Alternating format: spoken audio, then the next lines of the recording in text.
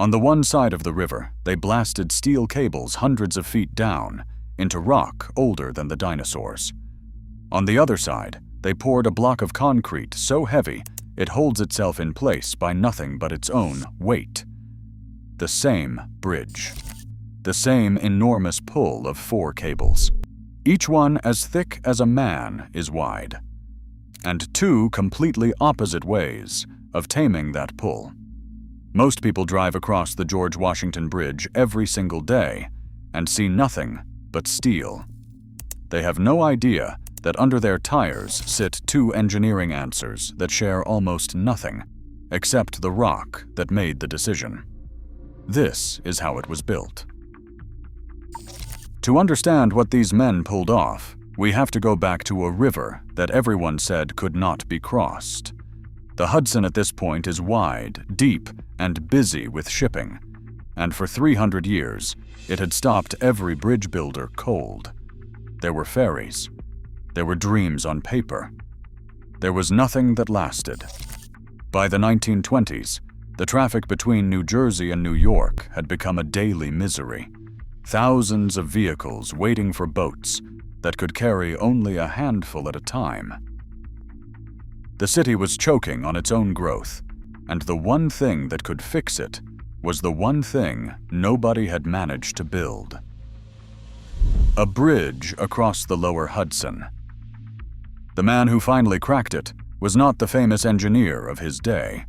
He was the quiet one. His name was Othmar Ammann, born in Switzerland, trained in Zurich under a teacher who drilled one idea into him above all others. A longer bridge does not need to be a heavier bridge. For years, Ammann worked as the right hand of a towering figure named Gustav Lindenthal, a brilliant and stubborn engineer who dreamed of a colossal bridge at 57th Street, a monster carrying 20 lanes of road and rail on towers 800 feet tall. Ammann looked at the plans and saw a bridge that could never be paid for and never be built. He said so. Lindenthal accused him of timidity, of being too afraid to think big. He wrote that Ammann was looking ahead for 1,000 years and meant it as an insult. The truth was the opposite. Ammann was looking at what could actually be built right now, for money that actually existed, and his old master could not forgive him for it. So in the spring of 1923, Ammann did something that took more nerve than any tower climb. He quit. He walked away from the most important engineer in the country, opened his own small office, and began designing a bridge that nobody had hired him to design. A lighter bridge, a cheaper bridge, a bridge for cars, built further north, where the Hudson narrowed just enough. He had no client and no contract. He had a drawing and a conviction. And then he did the smartest thing of his career. He sent his plans to the governor of New Jersey, who loved the idea, made it public, and later helped put Ammann in charge of the bridges for the brand new Port Authority. The quiet assistant had beaten his old master. Now he had to actually build the thing. And what he proposed to build was almost reckless in its ambition. The longest suspension bridge anywhere in the world at that time was the Ambassador Bridge in Detroit, with a main span of around 1,850 feet, and it had held that record for barely 2 years. Ammann's bridge across the Hudson would have a main span of 3,500 feet. Not a little longer, nearly double. He was proposing to almost double the longest bridge span on the planet in a single leap, and to do it on a budget, in a city that had failed to bridge this river for 3 centuries. The engineers of his day did not all believe it could be done. Ammann simply went ahead and did it. Ground was broken in September of 1927, and the first enemy was the river bottom itself. Before a single tower could rise, the men had to reach solid rock far below the water, and to do that, they used giant steel boxes called cofferdams. You sink the box, you pump the water out, and your men work on the dry riverbed inside, walls of steel holding back the river on every side. It was a real advance over the old days. The builders of the Brooklyn Bridge 2 generations earlier had used pressurized chambers called caissons, where men worked under compressed air to keep the water out. And when those men came up too fast, the change in pressure crippled them, twisted them with agony, and in some cases, killed them. They called it the bends, and it had haunted river construction for half a century. These open cofferdams carried no such risk. The men were not working under pressure, so there was nothing to come up from. It was a genuine step forward in keeping workers alive. But the river does not care how clever your method is. Just before Christmas, on the 23rd of December, 1927, the cofferdam for the New Jersey Tower Foundation gave way. It was taking the full pressure of the Hudson, and somewhere a wall buckled, and the water came in. 3 men drowned. The dam had been thought so secure that only a small pump was even on hand. And here is the detail that should make you stop and think. The accident happened early in the morning. Had it come just a few hours later, when the full crews were down inside, hundreds of men could have been in that dam when the river broke through. 3 deaths was a tragedy. It was also, by the brutal arithmetic of the time, a near miss of something far worse. In all, around a dozen men lost their lives building this bridge. For a project of this size in that era, the number was considered remarkably low, a point of quiet pride for the engineers, who had worked hard to keep their men alive in a trade that usually killed far more. 3 were lost in that flooded foundation. 1 was killed by a premature blast in the Palisades Rock on the New Jersey side. The rest fell in the ordinary, unforgiving ways that high steel and deep water claim men. Every one of them had a name and a family, and every one of them died so that a river could finally be crossed. We will come back to the men, but first, those 2 foundations, because they are the heart of this whole story, and almost nobody who crosses this bridge knows the difference. A suspension bridge works by hanging the road from cables, and those cables pull inward and down with a force that is almost impossible to imagine. Something has to hold each end of those cables and refuse to move forever. That something is called an anchorage. And on this bridge, the 2 anchorages could not be more different, because the ground on each side of the river is completely different. On the New Jersey side stand the Palisades, towering cliffs of a volcanic rock called diabase or trap rock, some of the hardest stone in the eastern United States. The engineers looked at that cliff and made a bold choice. They would not build a counterweight. They would anchor the cables directly into the mountain. Crews bored enormous tunnels straight into the face of the rock, dropped in steel eye-bars and crossbeams, and then filled it all back with concrete, locking the cables into the cliff itself. The reports of the day describe holes driven deep into the Palisades, and to clear the approach and roadway they blasted out a staggering amount of stone. By some accounts, 300,000 tons of trap rock were cut away. The cliff face lowered by dozens of feet and pushed back well over 100 feet into New Jersey. To this day, if you sit in traffic at the toll plaza on the Jersey side, you are bracketed by the raw rock of the Palisades, the very stone they carved to make room. The bridge is not bolted onto the cliff. It is part of the cliff. Now cross the river to Manhattan, and the problem flips completely. There is no mighty cliff at Jeffrey's Hook, just lower ground and ordinary rock. So the engineers could not anchor into a mountain because there was no mountain. They had to build one. The New York anchorage is a colossal freestanding block of concrete, and it holds the cables by sheer dead weight and nothing else. The numbers are debated between the records, somewhere between 260,000 and 370,000 tons of concrete. But the idea is what matters. One writer put it perfectly. The New York anchorage is, in effect, a palisade made of concrete. On one shore, nature gave them a mountain to grab. On the other, they poured one. The same bridge, the same physics, and the rock on each bank dictated two opposite solutions. That is engineering at its purest, and you are looking right at it every time you cross. With the foundation set, the towers began to climb, and this is where the machines take over the story. Each tower would rise to 604 feet, and what looks like a solid steel monument is actually a bundle of 16 separate steel columns, laced together with cross-bracing and held by an astonishing number of rivets. The records argue over the exact figure, some saying around 475,000, others insisting on more than 1 million rivets in the steelwork. Either way, picture the labor.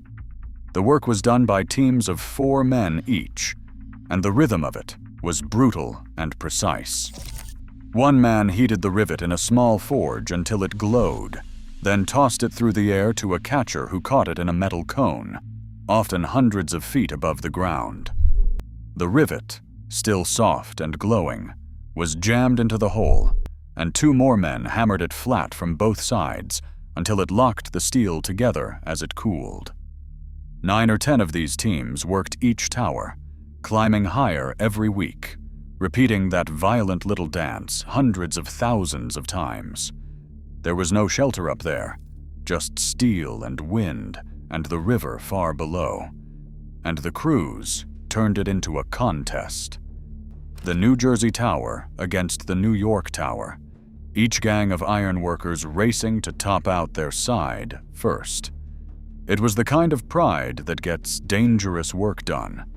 2 crews on opposite banks of the Hudson, climbing toward the sky, each one determined to plant the last beam before the other.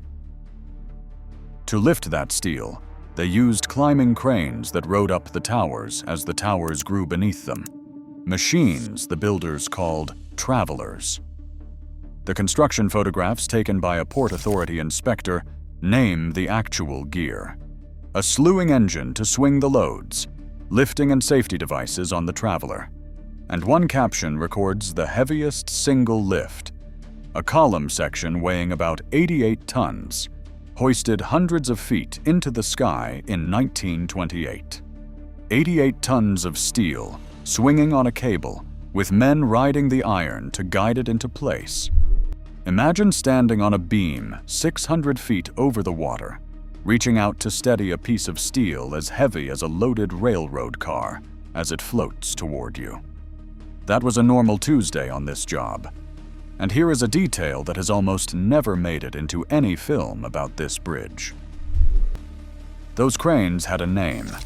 They were Shaw Electric Cranes, built by the Shaw Electric Crane Company, whose founder helped pioneer the multi-motor electric crane, separate motors driving the hoist, the trolley, and the long travel along the tower.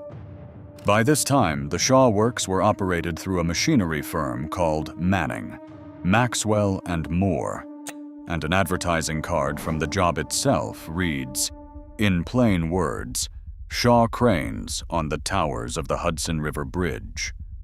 Real machines, with a real maker, doing the impossible work, hundreds of feet above the Hudson. That is the kind of fact this bridge has been hiding in plain sight for 90 years. And it is worth stopping for a moment on the men who rode that steel, because the photographs survive, and the names survive with them. One of the inspectors on the towers was a young man named Frank Trani, born in Sicily, who climbed to the very top of the New York Tower and was photographed standing on the steel during the raising of that first cable across the river. Many of the high steel workers came from a tradition that stretched back decades, including Mohawk ironworkers who became famous across North America for walking the narrow beams hundreds of feet in the air without fear. One Mohawk worker, generations later, remembered being told that his own father had been working on the George Washington Bridge in New York City on the very day he was born. These were not faceless laborers. They were specific men, with families and hometowns, balancing on iron in the wind so that millions of strangers could one day cross a river without a second thought. Even Ammann himself felt the pull of what he was building. In a letter home to his mother in December of 1927, with the work barely begun, he wrote that they were already working 75 feet below the level of the water, and that everything, so far, had progressed exactly as planned, every part of the construction further ahead than anyone had anticipated. You can hear the quiet pride in it. The man who had walked away from everything to build this bridge could already feel it coming true beneath the river. Those towers were supposed to look nothing like they do today. And this is one of the strangest turns in the whole story. The original design called for the bare steel you now see to be completely hidden. The consulting architect, Cass Gilbert, the man behind the Woolworth building, planned to wrap both towers in concrete and clad them in pink granite, a grand, monumental style with statues, plazas, even elevators running up inside to an observation deck and a restaurant high above the river. It was going to be a stone cathedral of a bridge. Then the stock market collapsed in 1929, and the Great Depression closed in, and the money for that beautiful stone simply evaporated. To hold the budget, the masonry was postponed, then postponed again, then quietly abandoned. The towers were left as naked steel, but something unexpected happened. People decided the bare steel was more honest and more beautiful than the stone ever could have been. Engineers argued that hiding the working steel behind fake masonry would have been dishonest, and the great architect Le Corbusier wrote that the George Washington Bridge was the most beautiful bridge in the world, made of cables and steel beams, gleaming in the sky, the only seat of grace in a disordered city, the place where, as he put it, steel architecture finally seems to laugh. The most admired thing about these towers is the thing they could not afford to cover up. And if you look closely at the steel today, you can still spot the attachment points where the granite was meant to hang. The bridge was never finished, and it is loved for exactly that reason. Now came the part that defines a suspension bridge: the cables. And the firm that spun them carried a name out of legend. The wire was made and spun on site by John A. Roebling's Sons Company, the same family dynasty that built the Brooklyn Bridge. There are 4 main cables on the George Washington Bridge, and each one is 3 feet thick. But a cable that size is not a single rope. It is thousands upon thousands of thin steel wires, each about as thick as a pencil, gathered together. Each cable holds tens of thousands of individual wires, and across all 4 cables there are more than 105,000 wires in total. Laid end to end, that wire would stretch over 100,000 miles, enough to wrap around the entire planet more than 4 times. One writer measured it another way. There is enough wire in this bridge to reach virtually halfway to the moon. And here is the superlative that puts it in perspective. This single bridge contained more cable wire than the 7 largest suspension bridges then standing, combined, more than 4 times their total put together. The way they spun it was a kind of high-wire ballet. First, they strung temporary footbridges, narrow catwalks, between the towers, following the path the great cables would take. The very first cable across was laid along the river bottom from a barge, then lifted by cranes to the tops of the towers, while a crowd watched from a steamer on the Hudson. Then, with the catwalks in place, a crew of 350 men began to spin. A spinning wheel carried loops of wire back and forth across the river, again and again, from a dock stacked with reels, each reel holding 30 miles of wire. Back and forth, month after month, building each cable wire by wire until the loose bundle was complete. The engineers did not leave the strength of those cables to chance.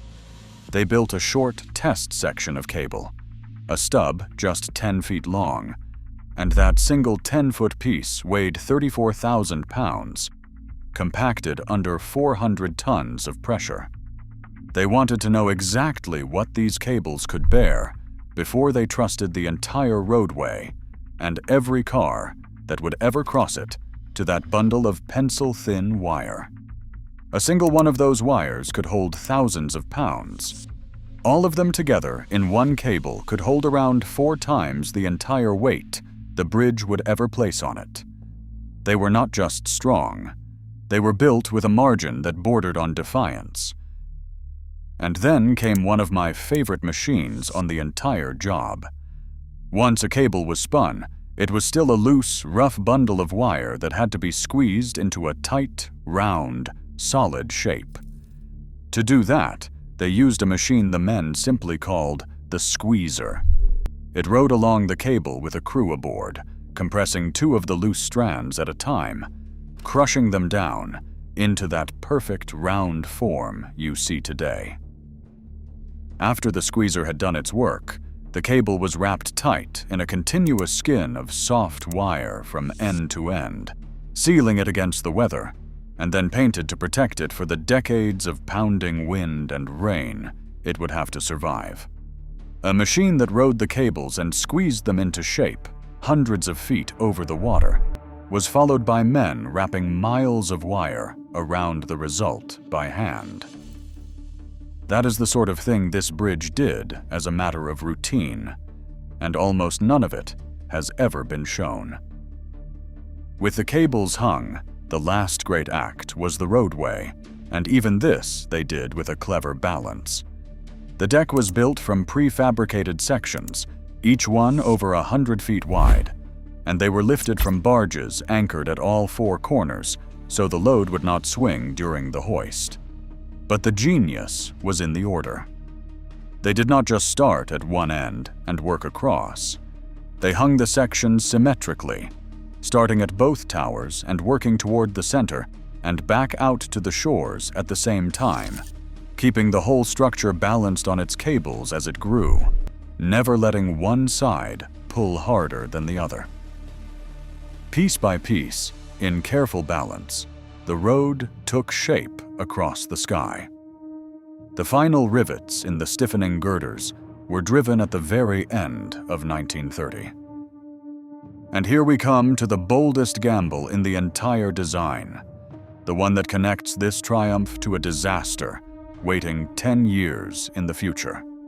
Othmar Ammann had built this bridge using an idea called deflection theory, pushed by another brilliant engineer named Leon Moissaieff.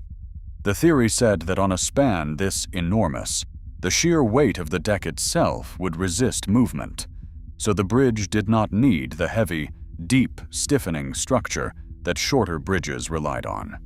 Think of it this way. A short, light bridge will flap in the wind like a ribbon, so it needs a deep, stiff frame to hold it steady. But make the span long enough and heavy enough, the theory said, and the roadway's own enormous weight becomes the thing that holds it down. No deep frame required. So Ammann made the deck astonishingly thin and light, with no deep side trusses at all, a ratio of length to depth far beyond anything attempted before. A bridge of this length, built the old cautious way, would have needed a stiffening structure as deep as an 11-story building running the entire length of the span. Ammann threw that away and trusted the math. It worked. The bridge stood, lighter and cheaper than anyone thought possible. But the bridge was known to sway as much as 30 inches in a strong wind, and that lightness carried a hidden warning. Because that same philosophy, lighter and thinner and more flexible, was carried even further a few years later on a bridge up in Washington state called the Tacoma Narrows. In 1940, in a wind of barely 40 miles an hour, the Tacoma Narrows Bridge began to twist and roll until it tore itself completely apart and crashed into the water below. The very idea that made the George Washington Bridge a triumph had been pushed one step too far, and it killed the bridge at Tacoma. Ammann himself served on the board that investigated that collapse. The genius and the limit of the same idea, written into two different bridges. The George Washington stood because Ammann stopped just short of the edge. Tacoma fell because the edge was further back than anyone realized. We will save the full story of that disaster for another day, but you cannot understand the one without the other. The George Washington Bridge opened in October of 1931. It had been built in roughly 4 years and 8 months ahead of schedule, and about $1 million under budget, in the teeth of the worst economic collapse in American history. At the dedication, the governor of New York stood before a crowd of tens of thousands and called the bridge a work of almost superhuman perfection. That governor was Franklin Roosevelt, a year before he would be elected president. On the first day alone, tens of thousands of cars crossed, along with thousands of people on foot, and one man walked across leading his horse and paid the toll for both of them. By some accounts, the very first people to cross on opening day were a pair of school children who roller skated across the brand new span before anyone could stop them. It was, by a wide margin, the longest suspension span in the world, more than doubling the record that had stood before it, and it would hold that crown until the Golden Gate Bridge was finished 6 years later. Think about that. In the darkest years of the Depression, with bread lines in the streets, this bridge stood as proof that the country could still build something the world had never seen. There is even a small mystery in the name. All through construction, it was simply called the Hudson River Bridge, or sometimes the Fort Lee Bridge, after the New Jersey town on its western end. When it came time to name it for good, the public was actually asked to weigh in, and the favored choice leaned toward keeping it the Hudson River Bridge. The Port Authority chose George Washington anyway, after the general who had fought and retreated across these very heights during the Revolution. The bridge that nobody could agree on a name for became one of the most recognized structures in the country, carrying the name of the first president across the river he once defended. On the great holidays, the bridge still flies what is said to be the largest free-flying American flag in the world, unfurled inside the arch of the New Jersey Tower, a flag so big it takes a crew to hang it, a tradition that has continued for generations. But the story did not stop there, and neither did the foresight of the man who designed it. Look at the bridge today, and you will see 2 levels of roadway. The lower deck did not arrive until 1962, more than 30 years after the bridge opened, added to handle traffic that had grown beyond anything the 1920s could imagine. They nicknamed it Othmar, after Martha Washington, to go with George up above. And here is the foresight. Ammann had designed the original bridge from the very beginning to carry that second deck someday. The towers, the cables, the anchorages, all of it was built strong enough to hold a roadway that would not be added for 3 decades. When it finally came, that lower deck also stiffened the span and quieted the sway, and it made the George Washington the only 14-lane suspension bridge in the world. There are smaller stories hanging off this bridge too, and one of them is impossibly sweet. Right at the base of the Manhattan Tower sits a tiny lighthouse, a little red cast-iron beacon that once guided ships through this stretch of the Hudson. It had been built decades earlier, somewhere else entirely, then taken apart, and moved to this spot in the early 1920s to warn boats away from the rocks at Jeffrey's Hook. For a few years, it did its job in the dark. Then the bridge opened, and its towering lights made the little lighthouse useless, and years later the Coast Guard decided to sell it off and tear it down for scrap. By then, a children's book had been written about it, the story of the Little Red Lighthouse and the Great Gray Bridge, and children across the country loved that little lighthouse. When word spread that it would be destroyed, children mailed in letters and their own pennies and nickels to save it. And it worked. The lighthouse was handed over to the city as a park, and it still stands there today at the foot of the giant, the little structure that outlived its purpose and was saved by nothing but the love of children. There is one more oddity worth knowing, and it sits on the New York approach to this day. In the early 1960s, 4 apartment towers, each 32 stories tall, were built straddling the highway lanes that feed onto the bridge, standing on concrete platforms directly over the roadway.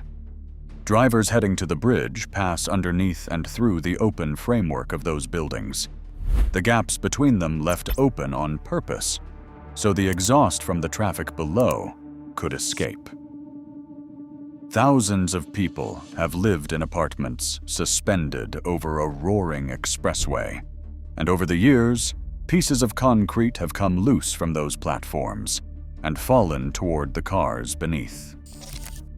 It is one of the strangest places to live in all of New York, and most of the drivers passing under it never look up to notice they are driving straight through a building. And then there is the legend, the one the older crews used to tell. For decades, a story has floated around that bodies are buried inside the concrete of the bridge, workers, or even gangsters from the Prohibition years, entombed forever in the anchorage. It is folklore, and the truth behind it is almost funnier than the myth. A young engineer on the job later explained where it came from. Reporters from the New York papers kept coming up to the bridge looking for dramatic stories, and the crews discovered that those reporters would believe just about anything they were told. So the men spun tall tales for gullible newsmen, the taller the better, and watched them scribble it all down as fact. One of those invented stories was that a careless worker had fallen into a form full of wet concrete and been left there, sealed inside the anchorage forever. It was not true, but it was a good story, and good stories outlive the truth. One of those tall tales grew into a legend that refuses to die to this day. There are no bodies in the concrete. There are just construction workers, 90 years ago, having a laugh at a reporter's expense and accidentally creating a ghost story that has outlasted every man who told it.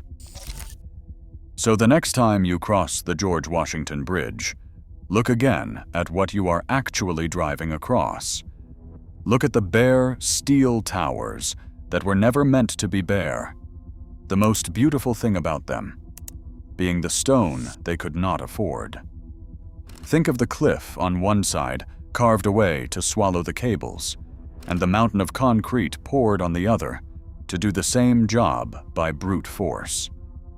Think of the 88-ton lifts, the Shaw cranes climbing the towers, the squeezer riding the cables, the 100,000 miles of wire, the 3 men lost in the river before Christmas, and the quiet Swiss engineer who walked away from the most important man in his field to build the longest bridge on Earth in the middle of the Great Depression.